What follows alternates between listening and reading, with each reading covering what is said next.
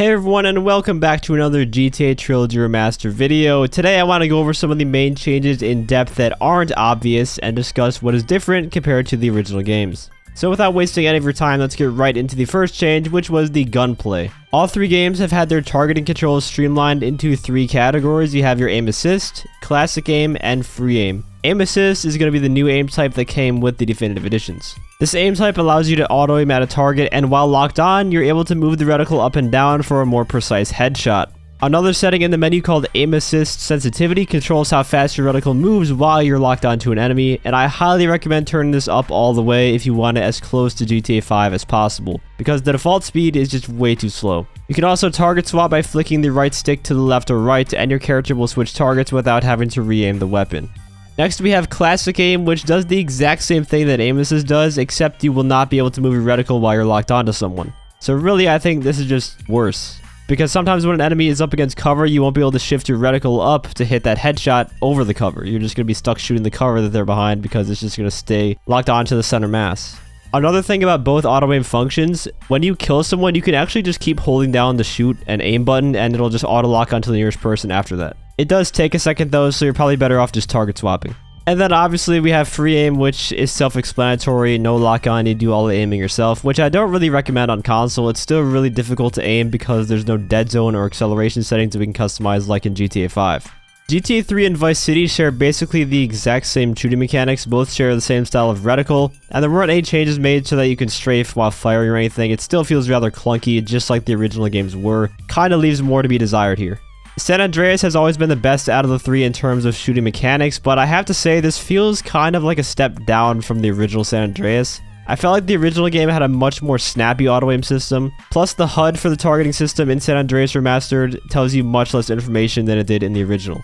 Notice how when I aim at an enemy, my reticle gets this green outline to it. Well, in the other versions of San Andreas, when you locked onto an enemy, there would be like this green circle that would change to red as you did damage to them, and that would represent their health. And then when they finally died, it would then turn black. Well, in the remaster, it turns green when you aim at someone, so you'd think that's how it's going to work. The green part should turn red to signify the enemy health as you're shooting them, but it does never change from green, so I hope this is just a bug and it's going to get fixed. Because normally, the reticle would just be white if you were just free aiming and not aiming at anyone else, so it'd be weird that they would just change the color to green when you're aiming at someone. I feel like this is supposed to be a feature, but it just isn't working at the moment. I also wish we had a way to turn off the white glow that goes around the character that we're aiming at. It's very immersion breaking and really doesn't help out a whole lot. Another change that was made with the definitive editions was with the drive-by controls. You no longer have to press the bumpers to look left and right and then press B to fire in that direction to do a drive-by. You can now use the free look camera in a vehicle, and if you are looking to the left of your car and you press LB to fire, you will fire to the left and vice versa. This makes a world of a difference. It's just so much easier, and you don't have to hold down like 3 buttons at a time to try to drive by someone. This is definitely a huge step up,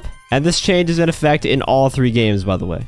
So part of what made the old GTA games fun were the cheats, and I'm happy to say that a majority of them are returning from their original counterparts. So briefly, I just want to go through them, and instead of showing you each cheat that does work, I'm just going to be telling you which ones don't work, and the ones that I don't mention will use the exact same input as the original games. I don't want you guys to be sitting here for 20 minutes just going over cheats. For starters, all 3 games received a brand new cheat which turns everyone's head giant size. The input for this is going to be the Konami code. It's up, up, down, down, left, right, BA, or circle X if you're on PlayStation. And I'm not exactly sure what the PC input is for this. If someone knows in the comment section, that would be greatly appreciated if you can comment it, because I have no clue, honestly. Now for the cheats from the individual games, starting with GTA 3, I found that all of the regular cheats work except for the invisible cars cheat.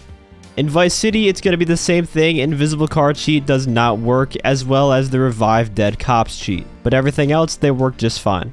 And over in San Andreas, there are quite a few changes to this game's cheats. So the following cheats have been removed entirely. I just could not get them to work. Infinite health, invisible cars, full weapon aiming while driving, vehicles float away when hit, gang members everywhere, recruit anyone with a rocket launcher, ninja theme, and always midnight. Either those cheats have had their commands completely changed, or they're just entirely removed because I could not get them to work for the life of me. A couple of cheats did have their input changed from the original games though, which might have stumped a few of you guys. If you want to have flying cars in San Andreas, the input is now going to be up, down, LB, RB, LB, right, left, LB, left.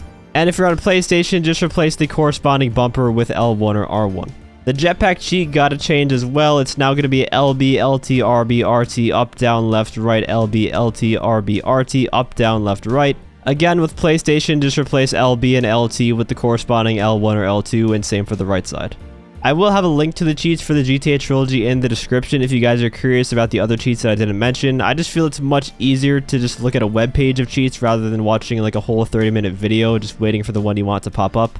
But that's going to do it for some of the lesser known changes that happened with the Trilogy Definitive Edition. I didn't really want to mention anything that was really obvious, like, oh, there's now a weapon wheel, there's now a radio wheel. I feel like that's just something that the game tells you right when you start anyways. Whereas with the cheats and the aiming system, it doesn't really go into that much depth with it. So I hope you guys found this video helpful. If you did, feel free to leave a like, as well as subscribe to my channel for more content. And as always, thanks for watching, and have a great day.